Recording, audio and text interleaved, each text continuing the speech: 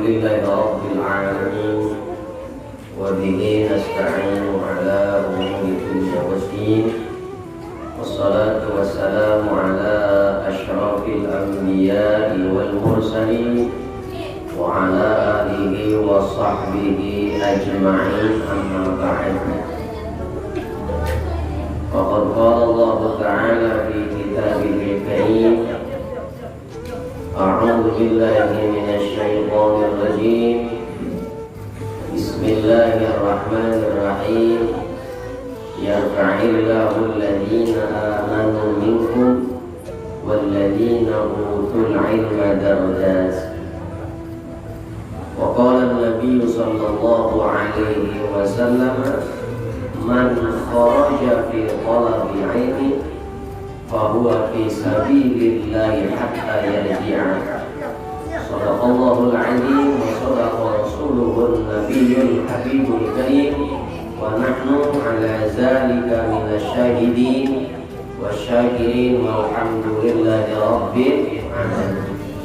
Ashabul fadilah, hadratal mukarramin wal mukarramin, para asatidz wal asatidzat, guru-guru kita bersama, orang-orang tua kita bersama, bil khusus keluarga besar Bapak Haji Namit beserta putra putri beliau, juga Ketua DKM Mushola Al-Amanah. Siapa DKM-nya? Muhammad Al-Fatih ya? Masya Allah. Semoga DKM kita diberikan kesehatan, berkah dunia wal akhirah. Amin ya rabbal.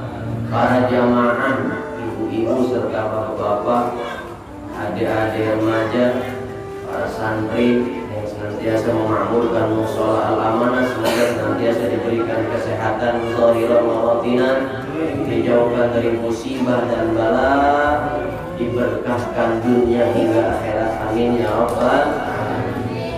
Alhamdulillah, bersyukur kepada Allah Rabbul Ghafur pada sore petang ini pada sholat maghrib berjamaah kita bisa berkumpul di Mushola Al-Amanah, melanjutkan agenda rutinan.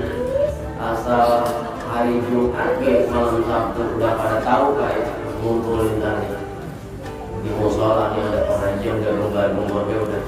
Maka mudah-mudahan kumpulnya kita hari ini, sholat berjamaahnya kita, ngajinya kita, silaturahminya kita, menjadi sebab kita mendapatkan ridho dan rahmatnya Allah Subhanahu wa ta'ala. Sholawat teriring salam semoga disampaikan kepada uswatun hasanah kita, Nabi yang mulia, pemimpin sekalian para nabi dan para rasul, ialah Nabi Muhammad sallallahu alaihi wasallam. Salawat salam buat keluarga beliau, para sahabatnya, para tabi'in, pengikut tabi'in. Mudah-mudahan kita dan keluarga kita Allah tetapkan, Allah istiqomahkan mengikuti ajaran baginda Nabi Muhammad sallallahu alaihi wasallam. Bapak hadirin para jamaah, sejatinya kalau saya berkunjung ke kediaman beliau, Ibu Hajah Ade Ermiati almarhum Bapak Ustadz Haji Rasa Kosasi Mushola Al-Amanah, ya kita teringat kepada almarhum. Rasanya baru kemarin beliau masih ada di kita, maka pada kesempatan kali ini sudah melewati 40 hari. Mari sama-sama kita doakan almarhum senantiasa mendapatkan tempat yang terbaik di sisi Allah Subhanahu wa ta'ala. Allahumma ighfir lahu warhamhu wa'afihi wa'fu anhu. Al-Fatihah. A'udzu billahi minasyaitonir rajim. Bismillahirrahmanirrahim. Alhamdulillahi rabbil alamin arrahmanir rahim maliki yaumiddin. Iyyaka na'budu wa iyyaka nasta'in. Ihdinas siratal mustaqim. Shiratal ladzina an'amta 'alaihim ghairil maghdubi 'alaihim waladdallin. Rabbi ighfir lana wa li walidayna. Bapak Ibu hadirin para jamaah, sejatinya kita hidup di alam dunia saat ini, manusia yang ada saat ini sudah dipastikan kita punya orang tua, betul ya Pak ya?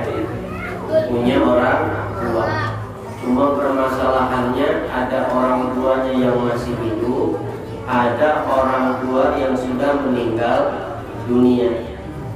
Dalam sejarah kalau kita baca riwayat, yang nggak punya orang tua, nggak punya emak bapak, ya cuma satu manusia, yaitu Nabi Adam dan Ibu Hawa. Nabi Adam alaihissalam dan Ibu Hawa. Ada Nabi yang nggak punya bapak tapi punya emak, siapa tuh? Nabi Isa alaihissalam.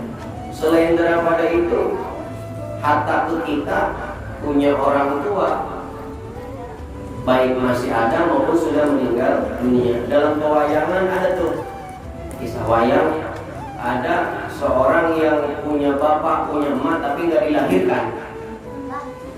Nggak dilahirkan di rahim, dilahirkannya di kuping.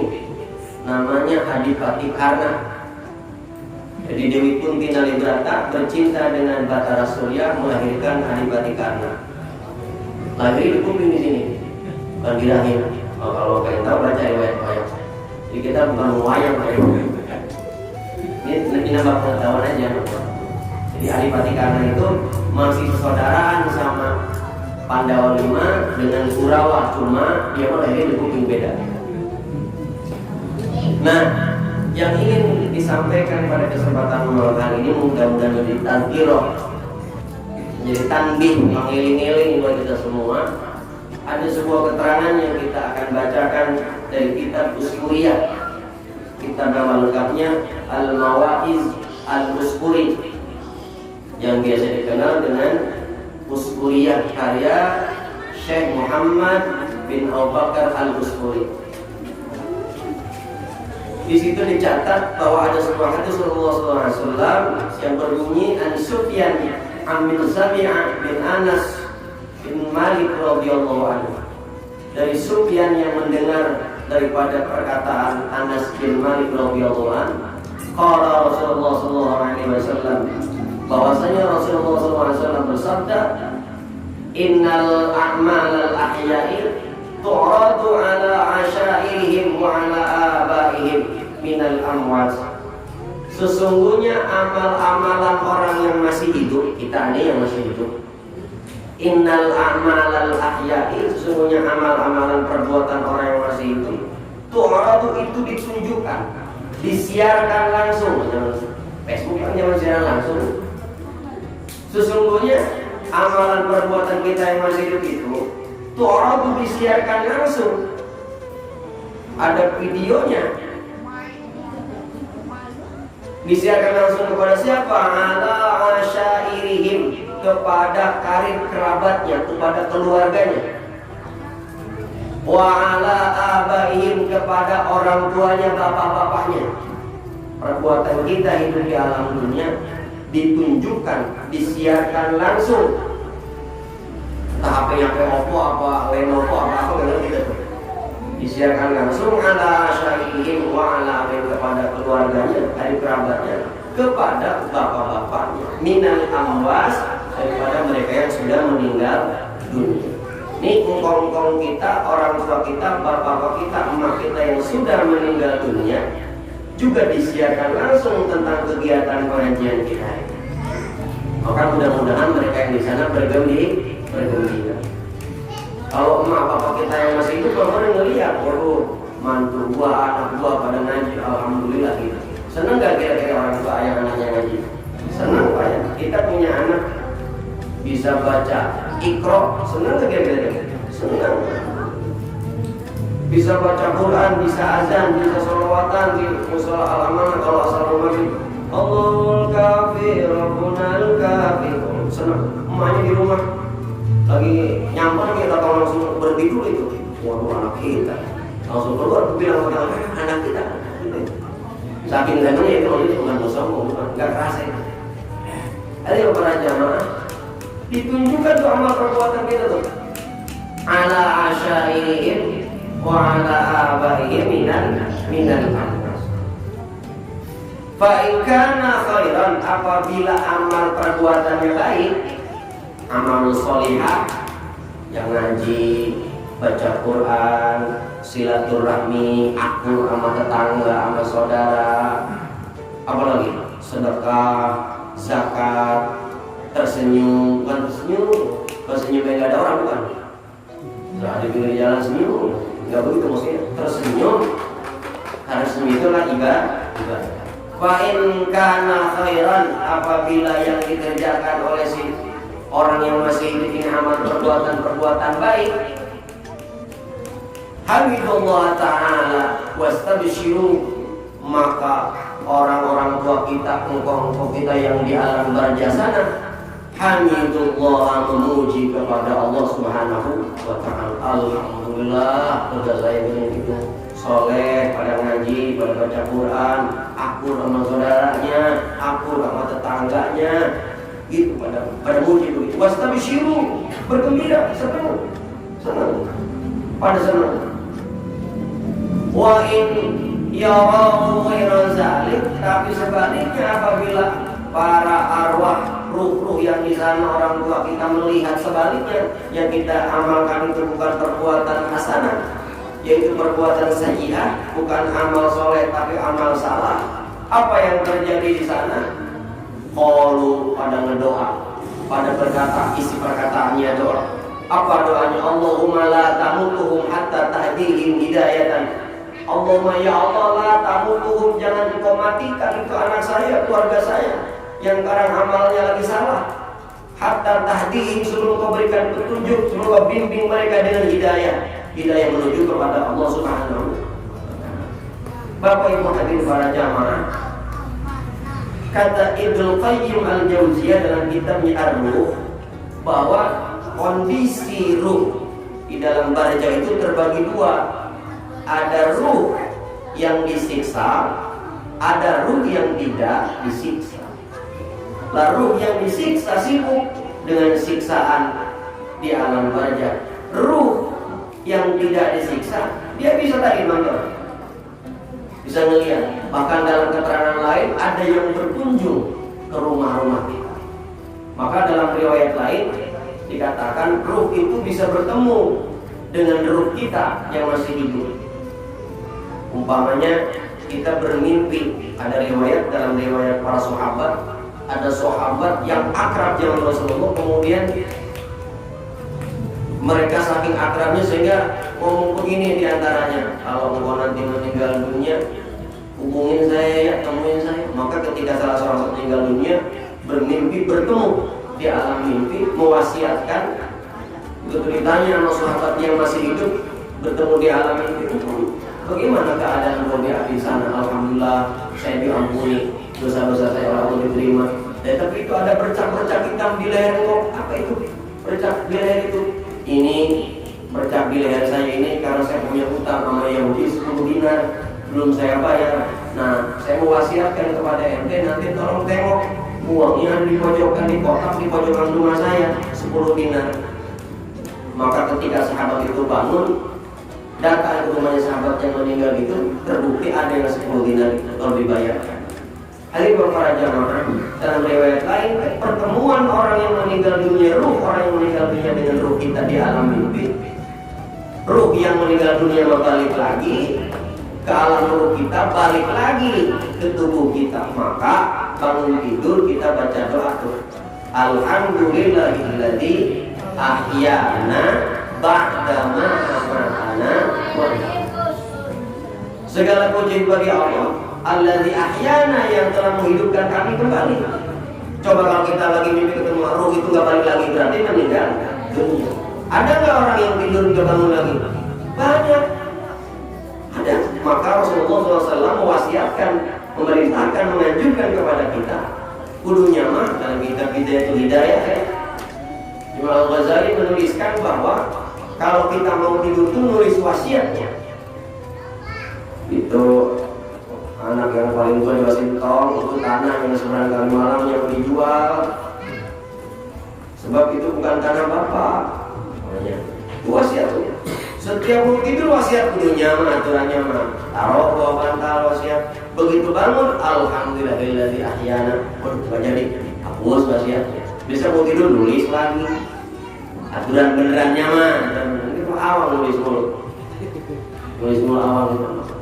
Saking tidak mengerti besok bangun pagi, apa bangun kita memang di tempat tidur, apakah bangun di alam kubur. Maka meninggal itu dikatakan kiamat subro, kiamat subro. Karena bangunnya seseorang dibangunkannya dari tidur di dalam badannya dibangunkan. Qiyam ini bangun. Begitu bangun bertemu dengan malaikat yang akan bertanya di alam. Nah, tadi para jamaah balik lagi bahwa orang-orang tua kita yang meninggal di alam dunia itu disiarkan langsung tentang perbuatan-perbuatan kita. Kalau amal soleh alhamdulillah dan bergembira, kalau amal sayyi'ah, amal jelek pada ngedoa wala la tamutuhum, jangan matikan anak-anak saya ya Allah. Dia kagak tahu pahitnya di alam barzah, dia nggak ngerti bagaimana pedihnya nanti. Ini alam barzah ini persekot. Jadi baik buruknya nanti kita di akhirat diperlihatkan, dipersekot di alam barzah. Oleh karena itu para jamaah, para ulama memberikan kesimpulan bahwa sesungguhnya para ruh di alam kubur, di alam barzah itu mendengar dan menyaksikan apa yang kita lakukan. Bahkan dalam riwayat kalau kita datang ke sebuah kuburan kemudian kita salam, dijawab salam kita. Assalamualaikum ya ahlal kubur wa inna insyaallah bikum lahiqun. Dijawab itu. Pokoknya asal lewat ketemu kuburan itu kita minimal mengucapkan salam, kemudian baca sholat. Itu adab-adab di atas kuburan, baik itu kuburannya di dekat rumah maupun di tempat pemakaman.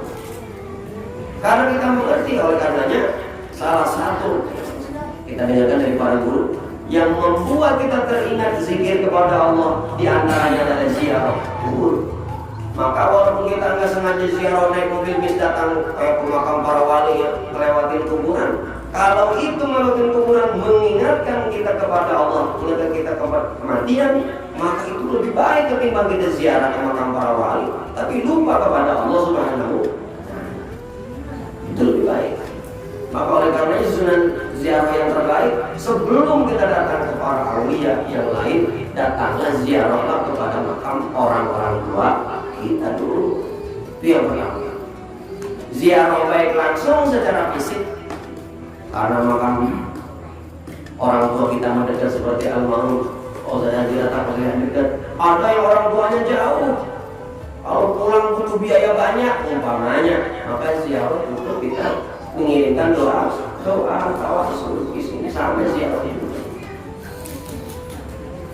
Siti Aisyah meriwayatkan Rasulullah ditanya, ya Rasulullah SAW, siapa umat Islam mukmin muslim yang paling utama? Rasulullah menjawab, yang paling utama, yang paling baik akhlaknya.